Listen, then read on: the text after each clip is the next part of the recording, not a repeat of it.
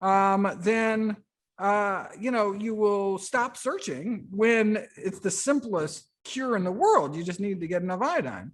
And so I would not, these are something like fibromyalgia. These kind of diagnoses are diagnoses of last resort, meaning you work through every other possible cause before arriving at one of those dead-end diagnoses for which we have very little to offer.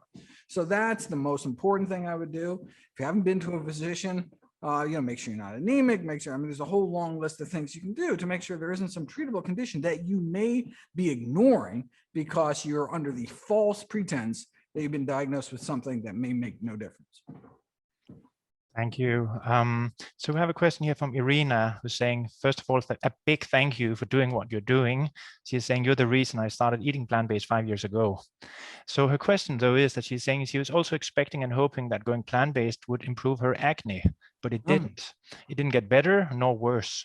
What is happening? She's asking. Thanks a lot. So there's two things that drive acne. One is animal protein, particularly dairy, and the other is high glycemic load foods. And so you can be vegan, but still be drinking soda and eating refined powdered grains and, Wonder Bread, that kind of thing. So what I would encourage is to switch to intact grains. So oat groats, for example, and not eat any flour products. And so that will dramatically decrease the glycemic load of her diet. Since you already don't have the dairy on board, that should do it. Great. Another question from daughter Fløjgaard. She's asking, so protein, how much do we really need? And is it different for people who exercise more than 10 to 12 hours a week? Oh, that's a good question. So we need 0.8 grams per healthy kilogram of body weight, according to the Institute of Medicine, with no additional protein needed for the kind of exercise she's describing. Yeah. And so what about nutritional help for autoimmune conditions such as allergies, asthma, and skin disorders? It's a related question maybe to the one before. Eating an anti-inflammatory diet will help dampen the inflammation that can exacerbate autoimmune diseases. What is an anti-inflammatory diet? It's essentially synonymous with a whole food plant-based diet, although there are particular foods more inflammatory than other. There's something called the dietary inflammation index. You can type that into nutritionfacts.org. I've got a bunch of videos about it. And basically, it just looks at literally thousands of articles giving people different foods to see what happens to their markers of inflammation, such as IL-6 and CRP and tumor necrosis factor alpha, and then ranks them. And so the most anti-inflammatory food component on the planet Earth is fiber. Why? Because your good gut bugs take fiber and resistant starch, other prebiotics, and convert them to something called butyrate. These short-chain fatty acids are absorbed from your colon into your bloodstream, circulate around, and have an anti-inflammatory effect. So you eat more fiber, you can decrease asthma attacks. You say, wait a second, what does fiber have to do with your lungs? Well, that's because these short-chain fatty acids produced from the fiber from our good bacteria circulate through our bodies, can have effects on our mental health and all throughout our body. The most pro-inflammatory component is saturated fat in the human diet. And that's found not just in meat, dairy, and processed junk, but these tropical oils like coconut oil, palm kernel oil, found a lot of junky vegan products. And so I would cut those out. And then in terms of foods themselves, the most anti-inflammatory are spices, particularly turmeric. And one of the reasons why a quarter teaspoon of turmeric is on my daily dozen checklist of all the healthiest of healthy things I encourage people to fit into their daily diet. Great, thank you so much. So we have a question regarding this. Many people might pay attention when they saw the Netflix Game Changer movie. There was particularly the sequence on the erectile function and plant-based food. Do you know of any proper scientific update to that or anything more scientific? Oh, great question. Yeah. No, I was honored to have designed that segment. They came asking how they could kind of visually show without getting an X rating. And so that's it. So anyway, so yeah, no, so I was tickled that came to be such a great part of the movie.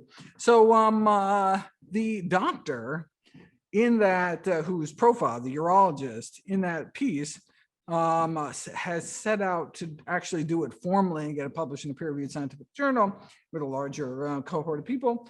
But as far as I know, that has yet to be published. I don't know what phase that research is in, but I remember consulting on it. And so I'm looking forward to seeing it published. Oh, I'll do a great. video about it. Yeah, that sounds really great. I know there are a lot of both. It appears both males and females who would like more science on that, more research. Although you guess the way if you can do an N of 1 trial, meaning you can try it out yourself and see what happens. Sure. Thank you. So there's so many nice questions out here. So like, if you were to research or perform a study like yourself, like, what would be the thing you would really like to do research on? Oh, fantastic question. I'm most excited about disease reversal studies. I mean, for some reason, disease prevention is great, but if everything goes right, nothing happens, right? And so it's just not very motivating. It's like, yeah, I've been eating healthy and, you know, I feel fine. Well, maybe you wouldn't have felt fine if you weren't eating healthy. But I think most convincing are these studies where they take people who are really quite sick, change their diet, and actually get a reversal of type 2 diabetes, reversal of high blood pressure. All of a sudden, they're off all their drugs with better blood pressures than they had on their drugs, or a reversal of cardiovascular disease. And so those are the kind of studies that if I was, I don't think we need to spend $1 more on any, or a Kruger. What's the, I don't know what the money is over there. But if we were, that's what I would spend it on. So for example, there's all this data suggesting that plant-based diet can help prevent low back pain by keeping the vertebral arteries open to supply the discs in the spine. So you can correlate the amount of low back pain with, on MRI, the stenosis, the degree of atherosclerosis in those vertebral arteries. And then you can tie that back to diet. What I would love to see is, let's take people with back pain, which is causes a tremendous amount of disability, and let's randomize them to different diets and see if putting people on a whole food plant-based diet can open up those arteries, improve the function of those arteries, and actually provide nourishment, get rid of waste products, and actually improve back pain. That would be really remarkable. I'd love to see that study done. Great, thank you. So we have a question here from Lena, who's asking, what do you think about the supplements K2 and D3 due to healthy bones and the blood vessels? Yes, thank you for the question, Lena. I have some vitamin K videos coming up. And so here's a little spoiler alert. Close your ears if you don't want to hear it. Your own body makes vitamin K3 from the greens you eat, can switch K2 to K3. Your gut bugs can do it, but no, the cells in your own body. So that makes it not a vitamin whatsoever, since you don't have to take it in your diet. You do have to get some vitamin K though, and guess where that's found? Dark green leafy vegetables. So eat your greens, everything will take care of itself. And then vitamin D3, it's type of vitamin D. This is the sunshine vitamins created by animals such as yourself when you walk outside. However, during the winter months up in Denmark, I'm afraid there may not be sufficient sunshine to get optimal vitamin D levels. So I would recommend taking a vitamin D supplement. So 2,000 international units every day. And the reason I would recommend D3 over D2, D3 is found in either plant or animal sources. D2 is found in either animal or fungal, mushroom sources. I would recommend the D3 just because those were the studies that were used, that were used in the randomized controlled trials showing health benefits. We just don't know if vitamin D2, maybe it works even better. We just don't know, but so we stick with the science we have. Great, thank you so much. So how about the fat in like avocado and peanut butter? What are your thoughts about that? So whole food sources of fat, such as nuts, seeds, and avocados, are healthy, health promoting. However, I would encourage people to not roast their nuts and seeds. And so raw almond butter would be better than peanut butter, because I don't think you can find unroasted peanut butter. So, and that's because of AGEs, advanced glycation end products.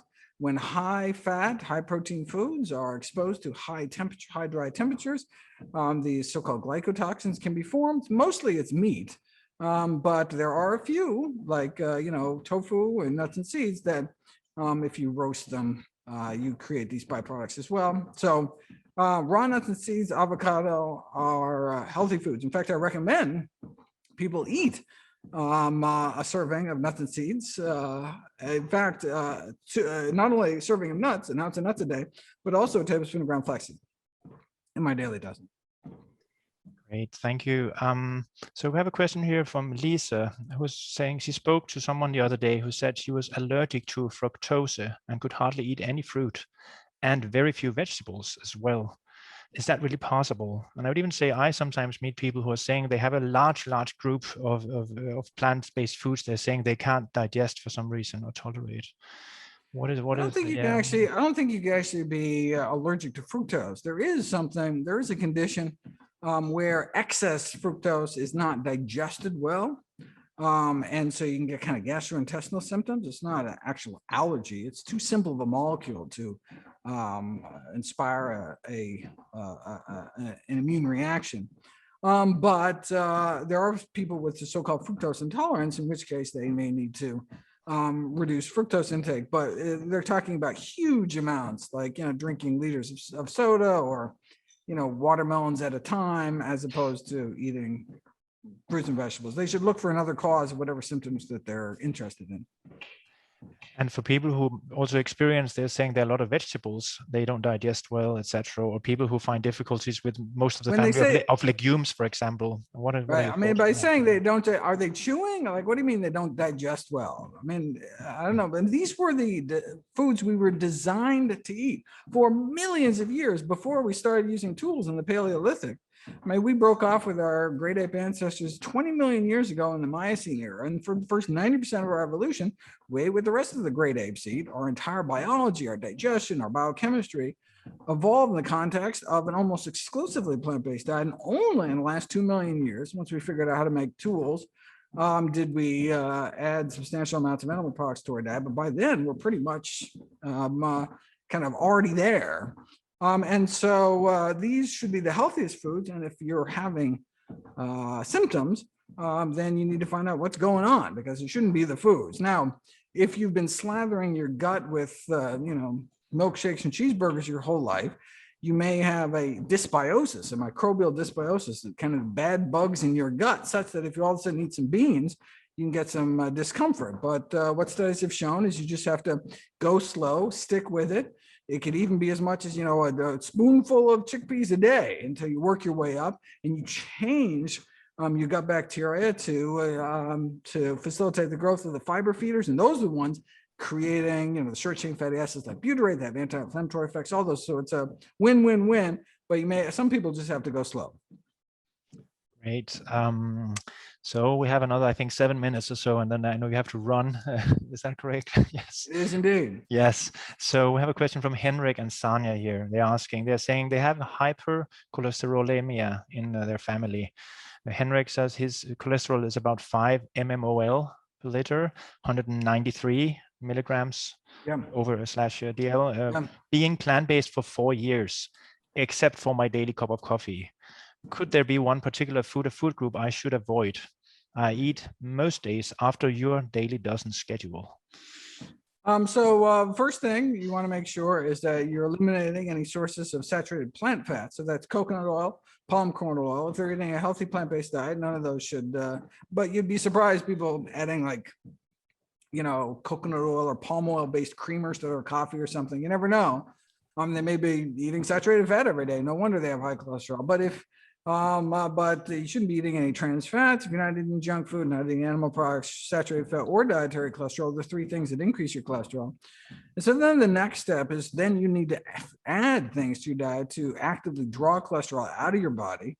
And so that's the so-called portfolio diet, pioneered by the Dr. Jenkins, the University of Toronto. If you just type in portfolio diet, This talks about adding specific foods like soluble fiber-rich foods like slimy foods, okra, oatmeal, eggplant that pull cholesterol out of your body, adding nuts to your daily diet. There's a list of foods that all decrease cholesterol by different mechanisms, such that you having a portfolio of different cholesterol-lowering foods pulls down your cholesterol as good as a statin drug. And in much quicker in a week or two, really quite remarkable. And so that's what I recommend. Also, you may want to look for secondary causes of hypercholesterolemia, meaning non-diet related. So for example, if you have abdominal adiposity, if you have a large stomach, that visceral fat can spill fat into your bloodstream regardless of what goes into your mouth, in which case you'd have to lose weight before your cholesterol would come down. Something called hypothyroidism, an underactive thyroid gland can increase your cholesterol regardless of what you eat. These are some of the things your doctors can check out. Great. So we have a different kind of question here from Christina, who's asking, do you have any guilty pleasures yourself? Do you occasionally drink a glass of wine or eat crisps or cakes, or do you stick 100% to the whole foods plan? I do indeed have all sorts of guilty pleasures, but I save them for special occasions. On a day-to-day basis, I really do eat boringly healthy. Great. Oh, but yesterday I actually had a square of dark chocolate. Excellent. To celebrate my second vaccine dose. So 13 days I'll be fully vaccinated, and so that's worth a square chocolate celebration. We have a question here on B12. If there are any new studies on that? Astrid, as here, she's asking, you often hear that vegans have to take supplements for B12, but it seems suspicious when we're designed to eat plant-based. I know you could speak for hours about this, I think, but no. That's an excellent question. You say, wait a second, if this is our natural diet, why do we have to take a supplement if we're eating our natural diet? And that's because we live in an unnatural world. So where does B12 come from? Not from plants, but not from animals either. Made from little microbes that blanket the earth. So you can get B12 drinking out of a mountain stream or well water, but we now chlorinate our water supply to kill off any bacteria. So don't get a lot of B12 in our water anymore. Don't get a lot of cholera either. That's a good thing that we live in a nice sanitary world. But if we're not putting bacteria-laden things in our mouths, we need to find a safe way to get B12. Our fellow great apes get all the B12 they need eating bugs, dirt, and feces. I prefer supplements, 2,000 micrograms of cyanocolbam, and once a week, all the B12 you need, or you can get it from B12 fortified foods. Great. So I do have a question I would really also like to ask you, and I'll see if there's time for another one after that. So in January, we had a webinar here for professionals here where Dr. Walter Willett, the former chair of nutrition from Harvard, was there. And he mentioned briefly how he felt there was a lack of focus on the link between nutrition and kind of preventing some of the factors, increasing the risk of bad COVID-19, maybe hospitalization, etc. Yeah. How far are you in your thoughts and research on that, and how long do we have to see to get some science, some new studies on that? The risk factors, not of becoming infected, but of becoming seriously ill from such a... Yeah, so I mean, we know that the risk factors for severe course of COVID-19, type 2 diabetes, high blood pressure, obesity are all preventable, arrestable, reversible with a healthy enough plant-based diet. So, I mean, the only key risk factor not affected by diet is age, but all those other key risk factors, we can do something about our diet. So one would presume if one was eating healthier, we'd be at lower risk, although that has yet to be put to the test. Great. Do we have time for a final question, or are you running? 2 minutes. Oh, yeah. Sure. Great. So there is an interesting question here from Jonas. He's asking, how do you live completely vegan, plant-based yourself? What the ethical approach? Is it something you deliberately actually tone down in order to convey your message in a more convincing fashion, perhaps? I do try to not be a hypocrite and follow the diet that I recommend to everybody else. But it doesn't matter what you eat on your birthday, holidays, special occasions. It's the day-to-day stuff that really adds up. On a day-to-day basis, I really do eat quite healthy. Great. And I think, yeah, we should probably just stop now so you don't have to run out. Thank you so much for being present here, Dr. Gregor. We really, as you know, we had last year, there were actually a lot of people who have booked. We're looking forward to a major I event in was so Copenhagen. looking forward to it. All Yeah. right, we will do it again. Yeah, we really hope it'll be possible when the world becomes a little more. Maybe I don't think that we should hope for it to become normalized. We might even get into a healthier world with more focus on health consciousness in the future, but at least when it your becomes optimism. possible. Yeah. We Hope need so. to. Philip, Thank you so much for joining us again. Bye, And thank you to everybody. the questions to all of you. Thank Keep you. up the great work. Thank you very much, Michael. Thank you. Bye.